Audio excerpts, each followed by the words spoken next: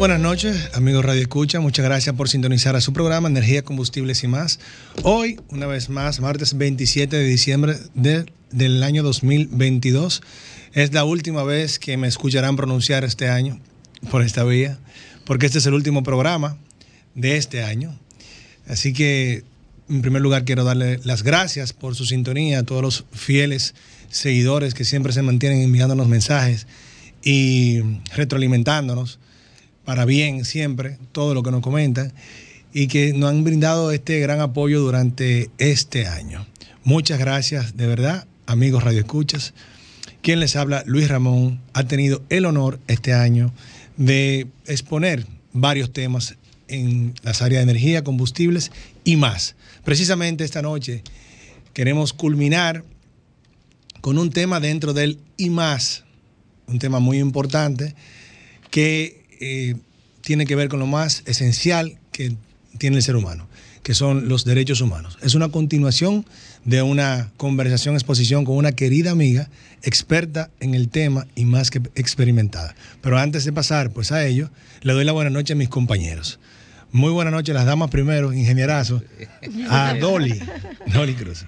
Muy buenas noches a todos los radioescuchas y aquí a todos los que están presentes en esta cabina.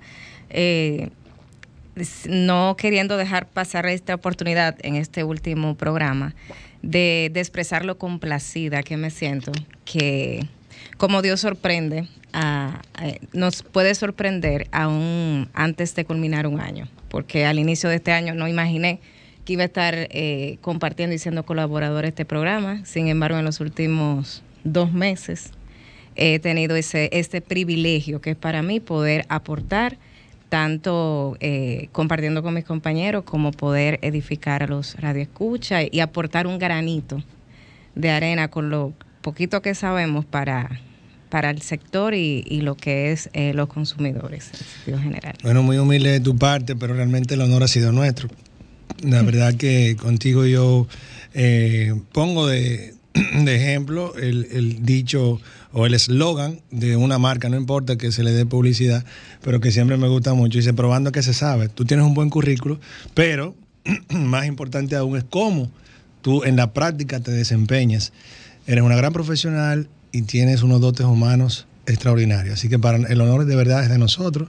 Gracias. Y ojalá que, bueno, el destino nos depare pues muchas cosas buenas, primero en beneficio de los radioescuchas y así mismo nuestro. Buenas noches, ingenierazo José Colón Contreras. Aquí estamos otra vez, como todos los martes, casi todo, con excepción, casi todos, sí. Los últimos 2 martes, particularmente el martes pasado, me aquejaban algunas situaciones de salud, pero ya estamos en la vía correspondiente para seguir hasta donde Dios quiera que sigamos haciendo las cosas como deben de ser. Muy agradecido en este año completo, todo lo que hemos podido ofrecer al público. Agradecido también de tener aquí a Dolly. Dolly para mí, aparte de lo laboral, es una gran amiga y tenemos mucho tiempo conociendo en el sector. ¿Y qué te digo? Yo me siento satisfecho de ver que profesionales jóvenes, capaces, puedan venir a estos espacios y realmente sí aportar como debe de ser, ¿tú sabes? Porque estos son profesionales disertando y tratando temas de interés intelectual, profesional, que cualquiera que lo escuche puede tener la oportunidad de hacer de esto algo mucho más grande y sacarle beneficio. Entonces eso edifica, eso es un gran aporte, yo creo que a nuestros jóvenes profesionales, a los que están en camino a hacerse profesional, a que se motiven. A la radio no necesariamente tiene que venir o sea, sí, tienen que haber profesionales de la comunicación, pero también se necesitan que más profesionales de otras índoles también se den esta oportunidad de decir estas cosas aquí para que sean las correctas, que vayan sin ningún ánimo o sea, sin ninguna parcialidad. Sí, lo que debe de ser. Precisamente Colón ha dado, como dicen, en la llaga, porque queremos que este programa o hemos querido que este programa se caracterice, no necesariamente por sus dotes comunicacionales. Nosotros hacemos el mejor esfuerzo por comunicar de la mejor manera y aprender de los comunicadores profesionales, que tenemos tantos buenos en el país y en esta emisora, pero sí más bien que se caracterice por el esfuerzo de tantos profesionales técnicos especializados en áreas de incidencia en las economías de todas las familias y los comercios de la República Dominicana, que traigan puntos que son técnicos, pero que lo traigan a lo llano. Ahí es donde nos hemos querido caracterizar. Lo más fuerte para nosotros, pues, es la energía y el combustible.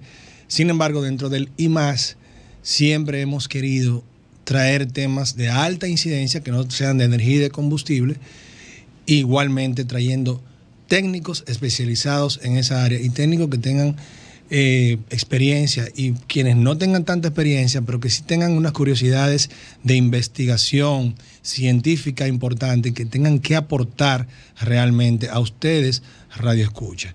Eso es lo que siempre queremos, que nos recuerden por esto, que nos tengan en mente que esto es lo que buscamos, que vamos a decir el buque insignia o cómo nos queremos caracterizar. Profesionales de distintas áreas, especializados, hablando de temas técnicos, pero de manera llana, para que los radioescuchas lo entiendan y puedan sacar beneficios de ello. Así que en ese sentido, bueno, pues vamos a hablar del tema de hoy, o de los temas de hoy. Y tenemos aquí nuevamente, gracias a Dios, que nos honra con su visita, mi amiga, gran profesional, Danisa Cruz. Por ella, nuestra compañera Dolly dice que se siente en familia, literalmente, porque es su hermana. Es su hermana. O sea, de aquí tenemos 2 estrellas, al cielo que nos perdone. Y Danisa, pues, ya en términos profesionales, es la directora del Departamento de Derechos Humanos del Ministerio Público. Y ha estado dentro del Ministerio Público en el área de Derechos Humanos por unos 20... No, 20 no tenemos de graduado. Por unos... No, desde 18 años en el Ministerio Público. 18 años, bueno, tampoco no es que me equivoqué por nada. Tan lejos. No, hace 20 todavía estábamos en la universidad, recuérdalo. Después de 15 se redondea. Es verdad, a esta hora, hace 20 años, estuviéramos ahí estudiando algo de Pérez Gómez, de alguien, de alguno de esos profesores de nuestra alma mater. Así es. Y la verdad que disfrutando mucho esos tiempos de estudio. Entonces, 18 años de experiencia, señores, dentro del Ministerio Público. Tenemos una persona que es de aprovechar. Así que yo me voy a callar ya para pasar este micrófono, porque queremos aprovechar y cerrar el año hablando de derechos humanos, que estamos hablando de los derechos más fundamentales del ser humano. Me llena de alegría hablar de este tema cerrando el año. Y dentro de los derechos humanos, los temas que quiere tratar, pues, Danisa, es continuar ya o culminar el tema de los desaparecidos, que comenzamos a tratar en el primer programa que ella estuvo, y asimismo desarrollar el tema de los repatriados. Hoy, de manera excepcional, digamos en el último segmento, o después de las 9, le pedimos a nuestro control abrir los micrófonos, a lo que nunca hacemos normalmente, pero un tema tan importante, tan del día a día, sí nos gustaría que los radioescuchas tengan la oportunidad de preguntar lo que entiendan a la directora del Departamento de Derechos Humanos del Ministerio Público, Danisa Cruz. Buenas noches, Danisa, y adelante. Ahora sí, formalmente, muy buenas noches a mi hermana, Dolly. De verdad que me alegra mucho que tú estés en este espacio, que puedas ser la voz femenina dentro de un grupo o dentro de un área que realmente regularmente está manejada por hombres, y que hayas sido también acogida por estos hermanos, amigos, que están aportando un granito de arena a la sociedad a través de este espacio. A ustedes, mis caballeros, amigos y hermanos, gracias por la invitación nueva vez. Prometo hablar menos que la otra vez, pero condensar más. Y realmente a nuestros radioescuchas, feliz Navidad, un próspero año 2023, y que realmente este año haya sido un año para uno poder crecer, espiritualmente, para uno crecer profesionalmente y haya sido un año de trabajo y que el próximo año sea de más prosperidad. A mí me toca hoy recapitular un poco de los temas, del tema que en principio íbamos a tocar la vez pasada que estuve. Y es un tema que sigue siendo una inquietud o realmente una necesidad en nuestro país. Particularmente yo puedo darle mi experiencia. Durante esta semana he trabajado casi 4 casos de personas desaparecidas. Cuando hablamos de desaparecidos, ¿por qué es un tema que tenemos que poner en la palestra? Cualquier persona que pierde contacto con su familia de 4, 5, 6, 7 horas, 8 horas. Antes se tenía un espacio de 72 horas, pero ya ahora nosotros inmediatamente una persona pierde el contacto con su familia a pocas horas, nosotros podemos decir que estamos ante una persona que se encuentra desaparecida. Pero para eso debe de haber ciertas circunstancias para yo decir que una persona está desaparecida. O mejor dicho, vamos a clasificar a las personas cuándo estamos ante una desaparición y cuándo no. Hay personas que se desaparecen de manera voluntaria, entre comillas, que son aquellas personas, yo voy a recapitular un poco, son aquellas personas que, por ejemplo, salen de su casa sin un celular, sin una computadora, sin un medio de comunicación, dejan las llaves del carro, llave de la casa, llave del vehículo y dejan una nota diciendo que no van a volver, que se van a desaparecer. Eso es un tipo de desaparición, porque es un tipo de desaparición que nosotros podemos decir que se llama desaparición voluntaria. Ahora bien, existen otras condiciones dentro de las supuestas desapariciones voluntarias, como son aquellas donde nosotros hay una persona que tiene una discusión dentro de la familia con alguien por X o Y razón, y esa persona sale de la casa sin rumbo. Hay un conflicto dentro de la familia, y eso la persona, por ejemplo, los familiares lo saben. La persona sale, dura 2 o 3 horas, 4, 5, 24 horas y no aparece. Entonces hay un motivo por tú decir que hay una persona que está desaparecida.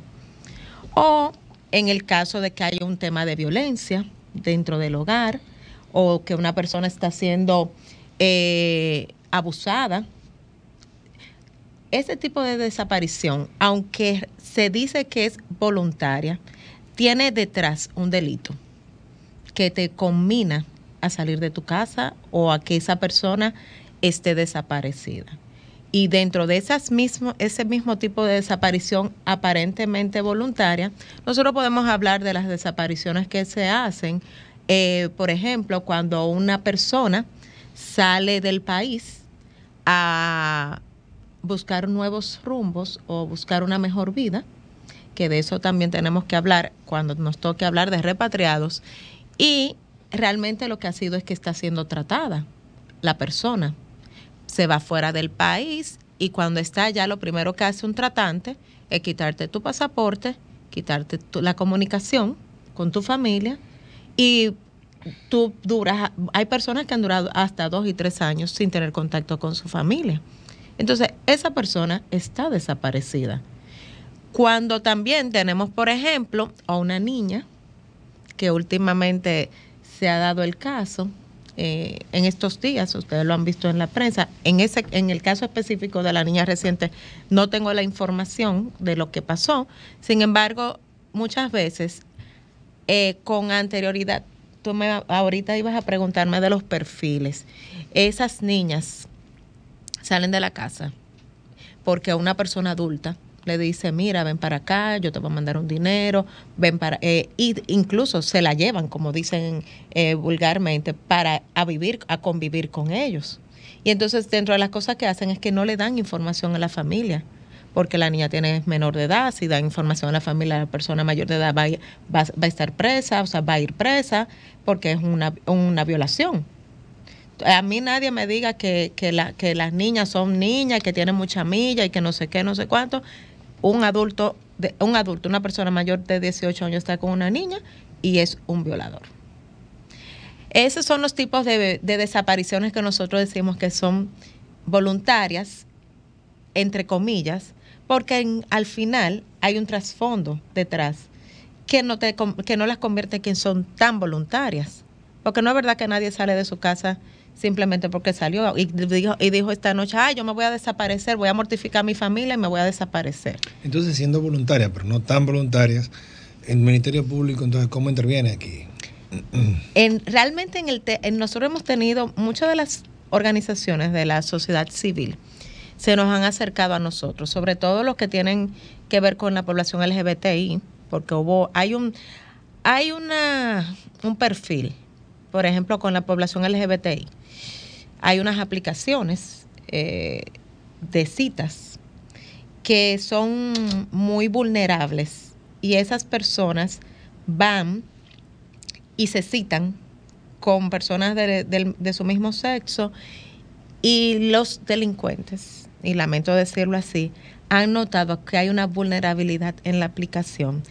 ¿Qué hacen? Citan a la persona y realmente no es para tener ningún tipo de contacto, sino que es un engaño para que esa persona lo roben, lo timen, y ustedes han visto casos en que lo han matado, inclusive. La población LGBTI es muy vulnerable cuando usan ese tipo de aplicaciones. Por eso nosotros siempre hemos estado de acuerdo con utilizar las cartillas de seguridad, no solamente para la población LGBTI, sino también para cualquier persona que use aplicaciones de cita, Tinder o Instagram o cualquiera de esas cosas. ¿Una cartilla de seguridad? Una cartilla de seguridad que cómo tú puedes, por ejemplo, el colectivo LGBTI propuso una cartilla de seguridad que nosotros apoyamos, nosotras la verificamos.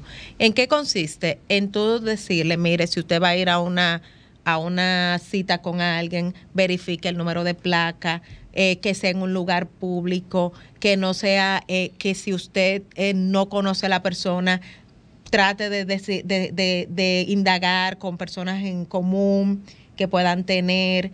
O si, yo te voy a poner un ejemplo, tú vives aquí en el centro de la ciudad y te están citando para la 42, para Capotillo.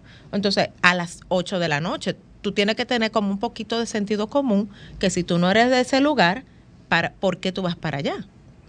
Eso es un tema de tú tener un poquito, una cartilla de seguridad, básicamente eso, como que tener issues o que tú debes de tomar en consideración al momento de tú reunirte con una persona que tú conoces a través de una aplicación. Como lo que pudiera considerarse riesgos. Exacto. ¿Qué pueden ser riesgos? Eso existe entonces. Existe, yo debo felicitar, por ejemplo, eso fue entre el PNUD, USAID y el proyecto LGBT, Ser LGBT aquí en el Caribe.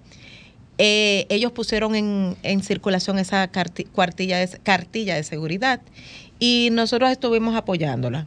Pero como bien ellos dijeron, no es solamente para la población LGBT, también es para cualquier persona que va a usar una aplicación, que es bueno que todos lo conozcamos por si algún día nos toca tener que utilizar una de esas aplicaciones. Claro, ahora que mencionas ellos, yo te pregunto seriamente, el término ellos, o sea, ¿se está utilizando realmente? Bueno, eso es un tema de discusión, particularmente yo trato de utilizar un lenguaje neutro, yo no lo utilizo, ellos, porque no me acostumbro, pero realmente trato de llamarlos por su nombre, a quien sea que, o mejor dicho, por el nombre en que prefieren que le llamen, porque tú debes preguntar por qué nombre tú quieres, o debes preguntarle por qué nombre prefiere que lo llamen. Claro. Que le llamen. Vamos a darle pausa, Danisa, vámonos a la pausa. Estamos hablando con la directora del Departamento de Derechos Humanos del Ministerio Público, Danisa Cruz. Y estamos hablando en este momento, culminando el tema de los desaparecidos, para después de este tema empezar con los repatriados. Vamos a abrir los teléfonos, las líneas de manera excepcional, porque entiendo que es un tema que puede interesar mucho de manera general, ya no a personas que tengan un interés en una parte técnica, no tanto solo a ese tipo de personas, sino de manera general. Los teléfonos, por favor. Comunícate 809-540-1065. 1-833-610-1065 desde los Estados Unidos. Sol 106.5, la más interactiva. Sí, bueno, pues continuamos pues con este tema de los desaparecidos. Danisa. Continuando, bueno, como ustedes pueden ver, hay situaciones especiales con el tema de las personas desaparecidas. No es una clasificación sencilla. En República Dominicana actualmente no tenemos una ley. Por ejemplo, cuando me preguntaron que cuál era el rol que jugaba el Ministerio Público, salvo que haya un indicio de que se trate de un tipo de desaparición donde haya unas manos criminales detrás, nuestro rol no es activo. Por eso nosotros inmediatamente se desaparece a alguien, decimos, no, tienen que ir a la Policía Nacional, poner la denuncia en el Departamento de Desaparecidos, porque realmente en ese departamento pueden hacer un perfil sobre de qué tipo de desaparición nos encontramos. Si ellos necesitan una orden para localizar teléfonos, localizar cámaras, el Ministerio Público sí debe de intervenir. Y nosotros dentro del Departamento de Delitos contra la Persona hay un fiscal o un personal que trabaja el tema de los desaparecidos. Nuestro rol no es tan activo como el de la policía, porque todavía nosotros no tenemos una ley que nos permita hacer un mecanismo de búsqueda urgente, que así es como le llaman en otros países, como por ejemplo en Colombia, donde sí las fiscalías tienen un rol activo, porque te permite que inmediatamente una persona que esté en una condición de vulnerabilidad pueda, dada esa misma condición de vulnerabilidad, se pueda solicitar una orden inmediata para pedir las cámaras del 911 o en tal caso las intervenciones telefónicas o el mapeo de los celulares, de dónde se encuentran, rastrear los celulares y demás. ¿Qué pasa? Que cuando no hay una ley específica que regule el tema de desaparecidos, muchas veces los jueces nos deniegan las órdenes, porque el Código Procesal Penal establece que para tú poder intervenir el teléfono de una persona debe de haber un delito cuya pena conlleve por lo menos 10 años de cárcel, porque si no tú estarías invadiendo la intimidad de alguien. Y por eso nosotros decimos que dentro de los retos que se tiene es una ley de mecanismo o un proyecto de ley que trabaje un mecanismo de búsqueda urgente. Hay gente que le llama alerta Amber, que yo creo que es un término incorrecto, porque la alerta Amber todos sabemos que es solamente para niños que se desaparecen en Estados Unidos, no para todas las personas adultas. Que entiendo que debe de tener un equipo mayor, el de desaparecidos, en el Distrito Nacional. Por ejemplo, en el Distrito Nacional, tiene un personal cerca de 19 personas, que para hacer un tema que se trabaja a nivel nacional, debe de ser un equipo más amplio. Deben de haber criminólogos, que no lo hay, y psicólogos, una mayor cantidad de psicólogos. Hoy justamente yo estaba viendo la toma de denuncias, que es una denuncia muy simple. O sea, cuando se le toma la denuncia a los familiares, cuando van a poner cuando van a reportar a una persona desaparecida, particularmente entiendo que hay que hacer una entrevista, que hay que hacer un trabajo social en el lugar donde ocurre la desaparición, porque muchas veces los familiares, y siempre exhorto a los familiares, en los últimos casos que he tenido, a ser lo más honestos posible. Si ocurrió un hecho dentro de la casa que provocó que esa persona saliera, vamos a ser honestos y vamos a decirlo. Si la persona tiene una condición de vulnerabilidad, ya sea que tiene una discapacidad psicosocial, que sufre de Alzheimer, o que es esquizofrénico, o que es bipolar, o que tiene cualquier condición, tiene que decírselo al investigador para nosotros tomar las medidas pertinentes y saber dónde buscar. O por ejemplo, como ha pasado en los últimos, cuando hay, y vuelvo al tema LGBT, cuando son familias muy conservadoras, no quieren decir por nada en el mundo que su familiar es LGBT. Y entonces, si ocultan esa información, nosotros no podemos investigar o no tenemos esa línea de investigación abierta y tal vez no se puede dar con la persona. Porque son temas que a veces por prejuicios creen que no le van a hacer caso o que no se va a hacer un esfuerzo porque tiene una condición X. Y nosotros por eso decimos que hay que hacer trabajo social. Y sobre todo que los familiares tienen que apoyarnos y ayudarnos y decirnos todas las aristas posibles cuando van a poner una denuncia. En ese orden, Danisa, yo quiero preguntarte, ¿existe algún tipo de estadística que lleve el Ministerio Público, la Policía Nacional, donde se puedan identificar justamente eso, las causales de desaparición? Porque uno popularmente escucha, bueno, puede ser causar la depresión, tema de pareja, lo que tú comentabas de menores de edad que, por ejemplo, son engañadas o se van con un adulto, el tema de sectas religiosas, o sea, un sinnúmero de causales. ¿Existe algún tipo de estadística de los casos que se han conocido y que llegan con relación a estos perfiles? E igualmente, las desapariciones, ¿en qué rangos son más comunes? ¿Mujeres, hombres, niños o niños? Realmente nosotros ahora mismo estamos trabajando en una base de datos, que ese es uno de los retos que tenemos, sobre compaginar la base de datos que tiene sociedad civil, la base de datos que tiene la policía y la que tiene el Ministerio Público, para ver realmente, compaginar y ver cuáles son las estadísticas que tenemos.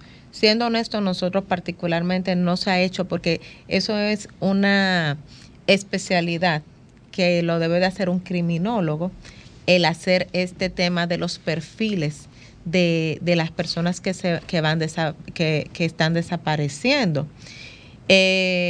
Pero nuestra experiencia empírica o los casos que a nosotros nos llegan, podemos identificar que son muchos más los hombres que las mujeres, y que dentro de las mujeres son más las niñas que se desaparecen que las adultas.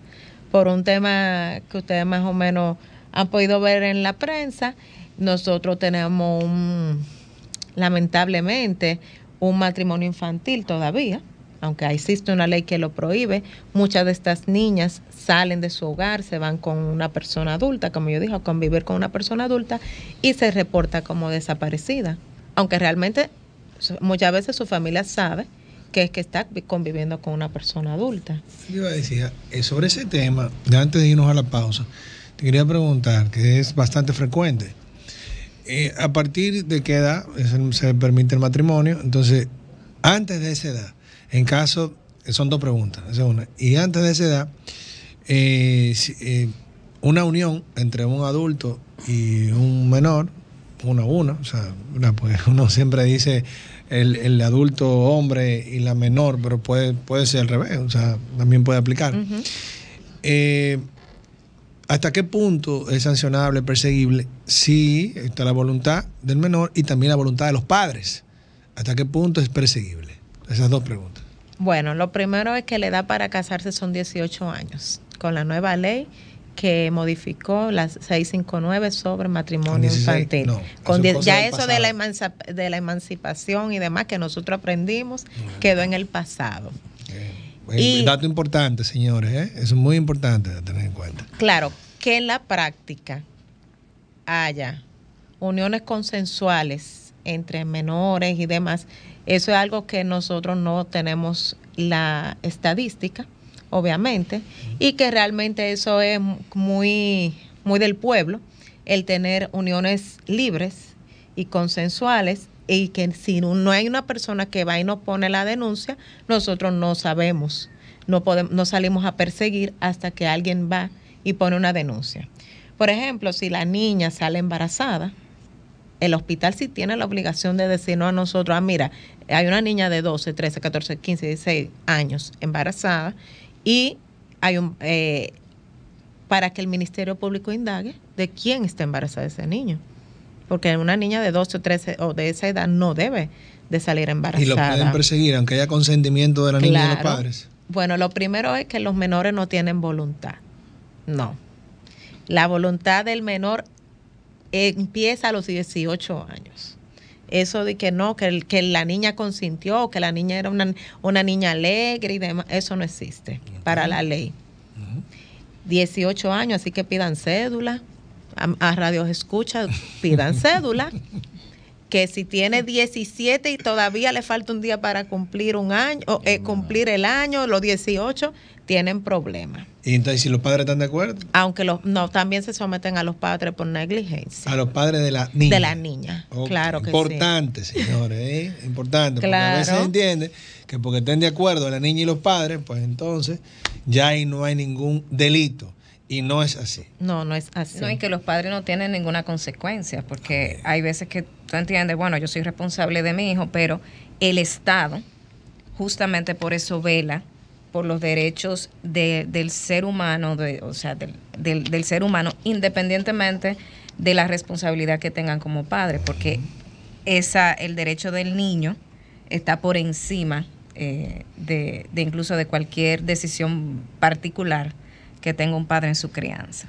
Bueno, nos vamos a la pausa y creo que ahí pues ese mensaje quedó bastante claro, por lo cual del mismo no hay más nada que abundar. Estamos hablando con la directora del Departamento de Derechos Humanos del Ministerio Público, Danisa Cruz. El tema con el que estamos culminando es los desaparecidos, para después del mismo hablar de los repatriados. ¿Sobre los desaparecidos? Entonces, Danisa. Sí, quería acotar que es importante que muchas veces en estos procesos no solamente es ubicar dónde está la persona, dónde está el desaparecido. Creo que la familia debe buscar, si el Estado no se lo ofrece, un apoyo emocional y psicológico para poder enfrentar este tipo de situaciones, porque muchas veces pasa que una persona puede durar 2 y 3 años esperando que su familiar llegue. Y no hay como un cierre de lo que puede pasar. Entonces, el apoyo psicológico, porque cuando una persona desaparece, no solamente la persona desaparecida es la víctima, también su familia. Porque eso es un tema de tú no saber qué esperar, ni qué va a pasar con esa persona, incluso hay familias que se destruyen por ese tipo. Cuando se desaparece a alguien, comienzan a echarse la culpa uno con el otro. Creo que la parte del apoyo psicológico y el rol que pueden jugar también los psicólogos en un proyecto que pueda dar con resolver la problemática que tenemos con los desaparecidos. Debemos incluir los profesionales de la salud mental para tener un buen proyecto. Algo que no quiero dejar pasar, que en nuestra definición son las desapariciones forzadas, que son distintas a las desapariciones forzosas de las que hemos hablado aquí. Las desapariciones forzadas son aquellas que se realiza o que las realiza un agente del Estado. Eso sí es un delito.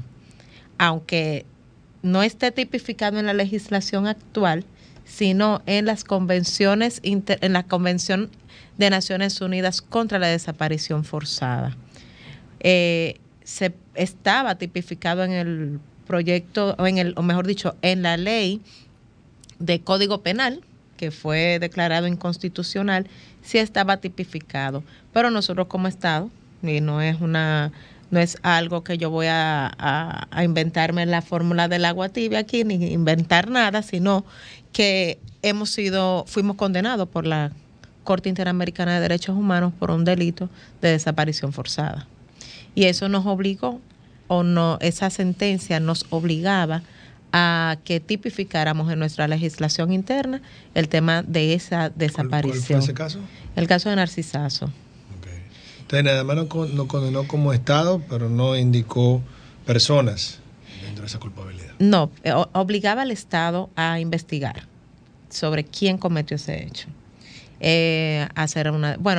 Tenía varias recomendaciones la sentencia, incluso una indemnización económica, una reparación psicológica a las víctimas, a los familiares, el tema de la tipificación del delito. ¿Y eso se cumplió? Disculpen mi ignorancia. No. ¿En qué año fue? En el 2012. Eso. Fue en el 2012. Sí, 2012. Hace 10 años. Lo que pasa es que en eso ustedes saben que nosotros ahora mismo hay un limbo jurídico con relación al tema de la competencia de la Corte. Y eso nos ha eximido de tener que presentar, mientras tanto, una respuesta. Pero varias de las cosas sí se llegaron a cumplir.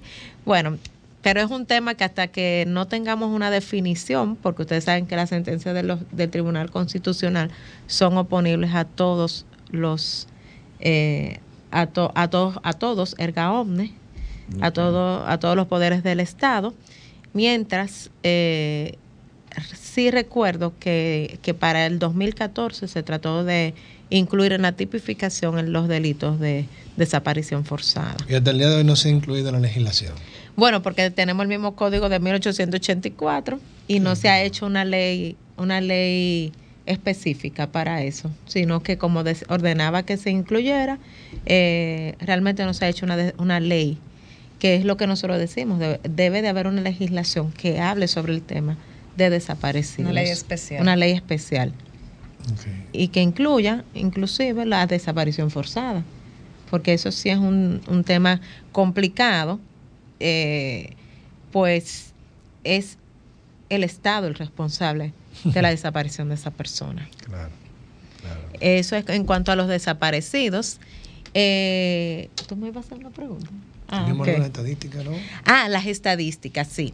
Nosotros tenemos estadísticas recientes.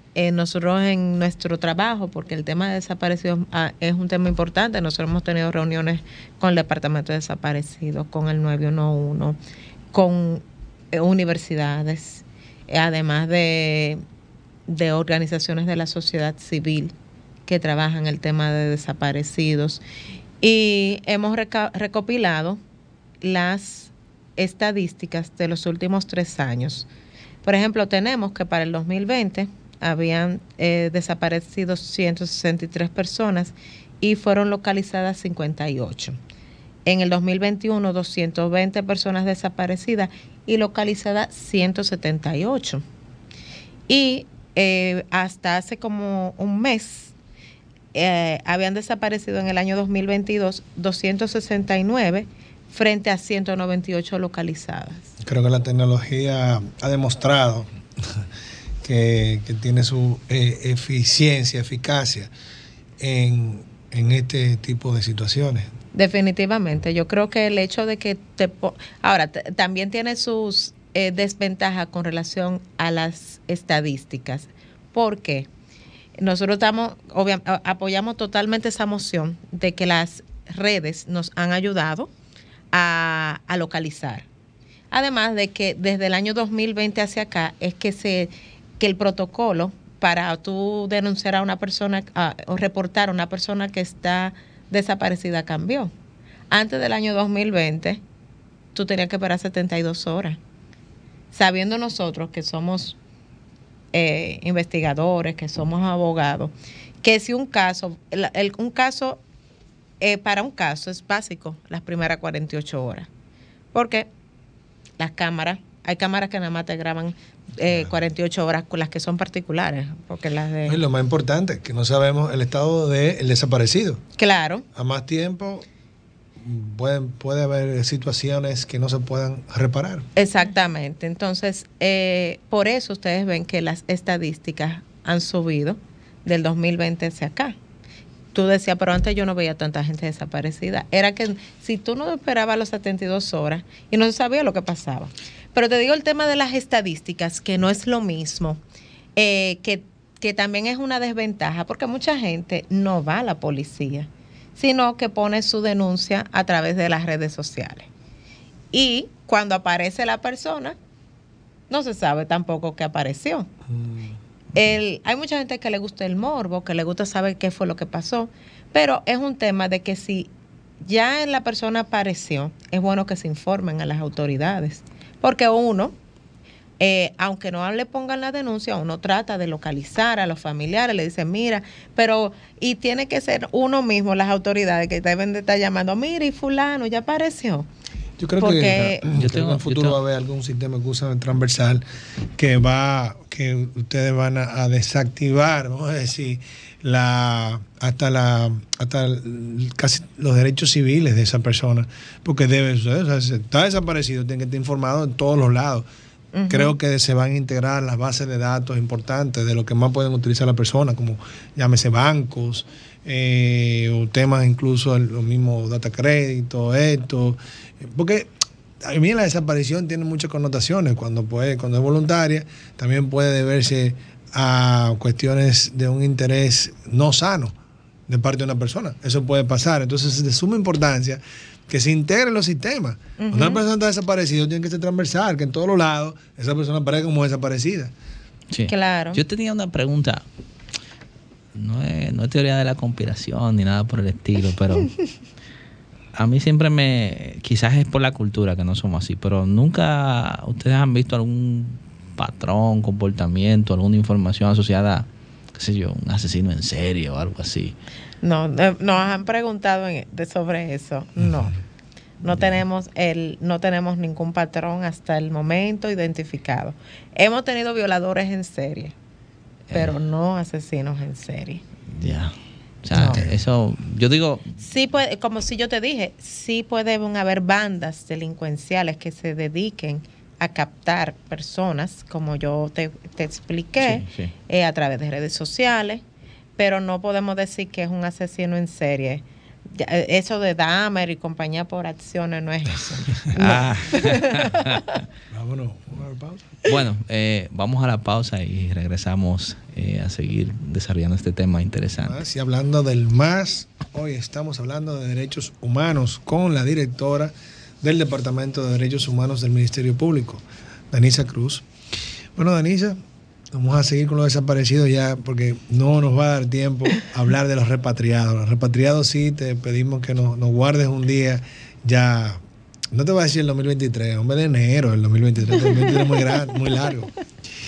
Los desaparecidos. Entonces, ¿con qué continuamos con los desaparecidos? Yo tengo una pregunta, Danisa. Tú nos has comentado que hay varias instituciones que están involucradas en lo que es un proceso de investigación ante un caso de desaparición. ¿Hay alguna cuantificación de lo que es los recursos que el Estado invierte para buscar una persona desaparecida? Bueno, al igual que los delitos, que cuando uno persigue un delito, nosotros monetariamente no cuantificamos cuánto se invierte o monetizamos cuánto se invierte entre material gastable, entre tiempo, sobre todo tiempo, porque el que es funcionario público, ustedes saben, y tú que sabes, que esto es 24/7, que sí. Nosotros trabajamos 24/7, entregamos todo nuestro tiempo, nuestro trabajo, nuestra dedicación para poder resolver los casos que nos llegan a la mano. Yo creo que la cantidad de recursos no tiene precio. Algún día, si tenemos una base de datos o si podemos hacer ese proyecto, yo entiendo que sí se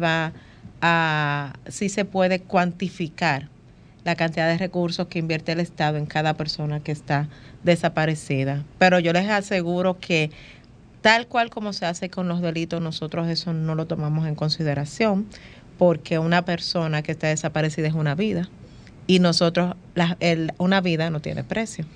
Entonces, si hay que invertir cualquier cantidad de recursos para que esa persona sea encontrada o sea protegida y demás, yo les aseguro que el Ministerio Público y las instituciones que estamos trabajando en eso no ponemos pero por un tema de dinero. Tengo una pregunta que es un poquito quizá complicada por el momento, pero tiene mucha vigencia. Y es el tema de las muertes de las personas en intercambios de disparos con la policía. Ahora mismo realmente sabe que ha habido muchas situaciones. Y hay gente que tiene muchas posiciones a favor, en contra. Lo lamentable cuando alguien en los intercambios, alguien que puede ser inocente, pues pierde una vida o es lesionado. Pero hay muchas voces, entonces gente que incluso al representante de los derechos, bueno, que le llaman así, de los derechos humanos. De los derechos humanos, siempre dice, bueno, pero ¿dónde tú estás cuando matan a un policía, cuando matan a un civil? ¿Cómo es la cosa? Debo ser específico porque esto es un abanico muy, muy grande. Hablar de este tema así abiertamente no es el propósito.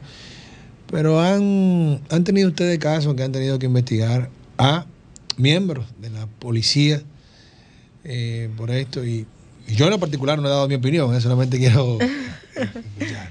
Sí, nosotros como Departamento de Derechos Humanos tenemos que dar seguimiento y acompañamiento a todos los casos donde hay excesos de la Policía Nacional.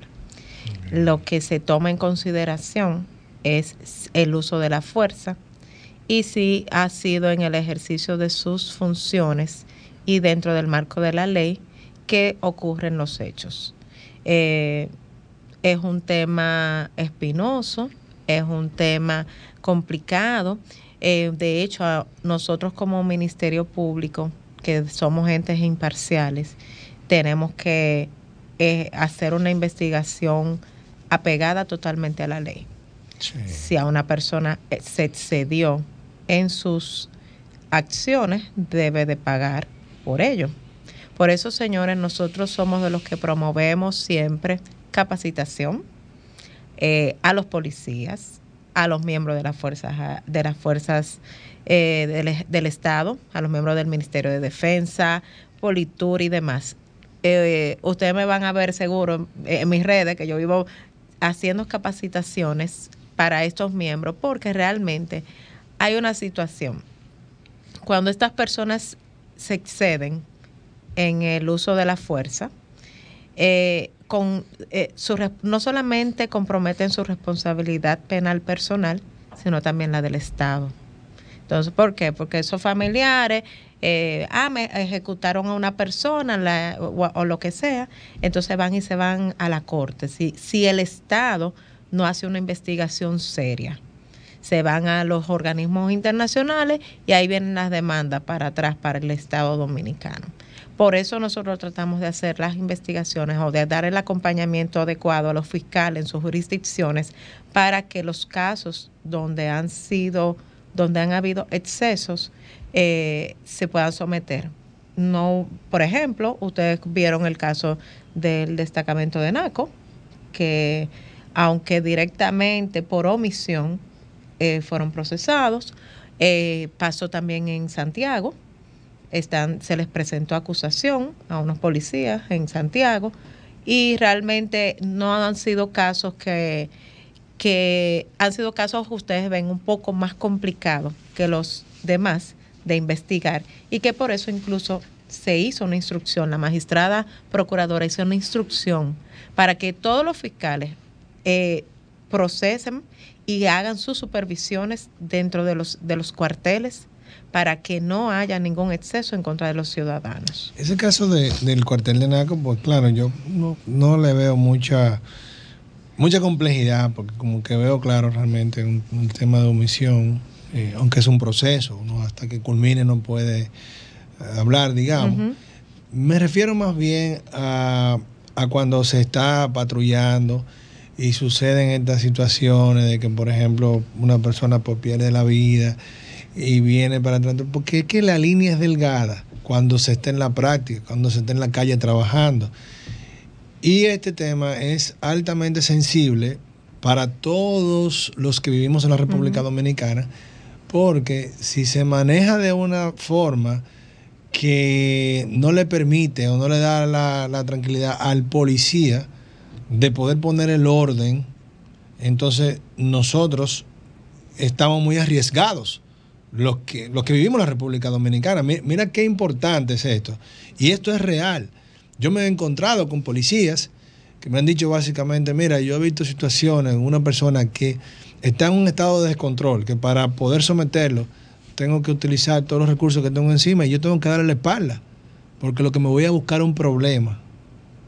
Eso me lo ha dicho varias veces un policía. O sea, mira hasta qué punto llega. Entonces, los mismos derechos humanos, protegiendo, claro, una víctima y su familia ante quizá un exceso policial, pero mira también qué delgada es la línea de cuando se está en la práctica, porque hoy mismo apareció en el periódico un policía con la nariz rota, de un agente de tránsito que estaba intentando poner el orden y la persona apresada pues le tiró y le dio durísimo.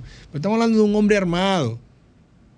Entonces, si ese hombre saca la pistola y tiene que accionar, entonces este hombre se excedió. Pero señores, es la autoridad. Entonces también, ¿hasta qué punto? Es un tema bastante delicado que hay que tratarlo muy bien, pero no es solamente viéndolo como, los derechos humanos de la víctima. No, espérate, es que el policía está en una línea delgada, está en la calle.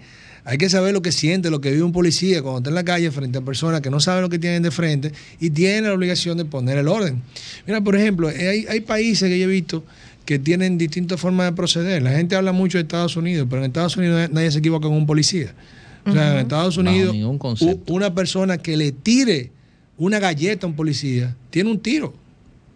Tengo que decirlo. Pero llega claro a pasar. que Estados Unidos nada más ha firmado la Convención Americana de Derechos Humanos, más nada. Bueno, pero para que la gente entienda, pues la gente dice mucho, no, porque en este país y un policía sacó una pistola y dice, pero señor, pero ¿cómo tú vas a poner el orden? Mira, entonces, ahora, hay países, escúchame, Danisa, que yo sí he visto, como en España, donde yo sí he visto prácticamente que a un policía le han dado golpes y para sacar una pistola hay que matarlo al policía.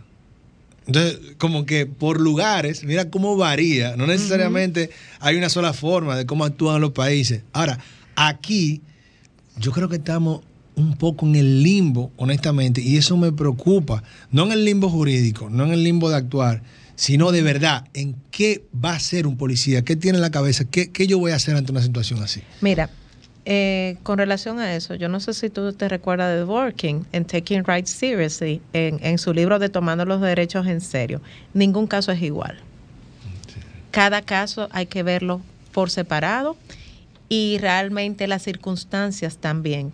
Todo hay que verlo en contexto.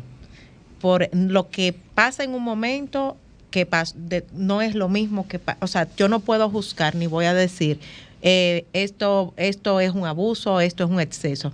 Cada fiscal que le corresponde investigar un caso, que le pongan una denuncia de esa naturaleza, tiene que tomar en consideración el contexto y ver realmente y profundizar en qué pasó.